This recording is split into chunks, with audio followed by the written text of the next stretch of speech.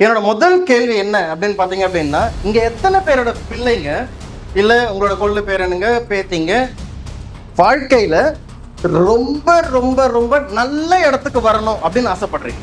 கையை தூக்காதவங்களுக்கு ஒன்றே ஒன்று சொல்கிறேன். உங்கள் பிள்ளைங்க எங்கனாவது போய் பார்ட்டிசிபேட் பண்ணணும், லைஃப்பில் பெரிய இடத்துக்கு வரணும் அப்படின்னா முதல்ல அவனுக்கு கேள்விக்கு பதிலே தெரியலன்னா கையை தூக்கிற சொல்லு.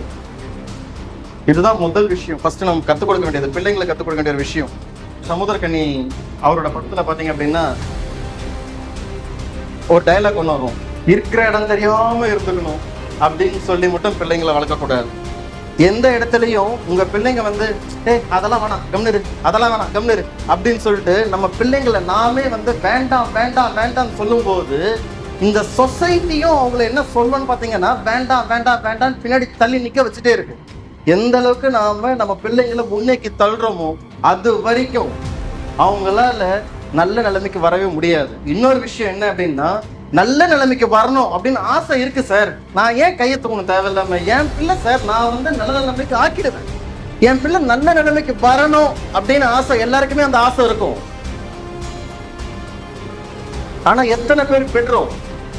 இங்க இருக்கிற தாத்தா பாட்டிங்க கிட்டலாம் ஒரு கொஸ்டின் கேட்கிறேன். உங்க பிள்ளைகளை அவங்க ஆசைப்பட்ட வாழ்க்கையை நீங்க அமைச்சு கொடுத்துருக்கீங்களா? நம்பர் 1. அதாவது படிப்பு, நான் சொல்றது கல்யாணம்லாம் இல்லை, ஓகேவா? படிப்புல நான் சொல்றேன், சரிங்களா? படிப்புல 1 2 3 அப்பா நான் வந்து PhD படிக்கணும், அதாவது நான் வந்து ஒரு ஃபார் எக்ஸாம்பிள் டாக்டர் ஆகணும், இல்லை நான் வந்து இன்ஜினியர் ஆகணும்.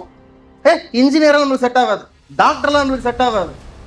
இந்த பிஎஸ்சி சீட்டு போய் படிப்போம், இந்த பிகாம் சீட்டு போய் படிப்போம்.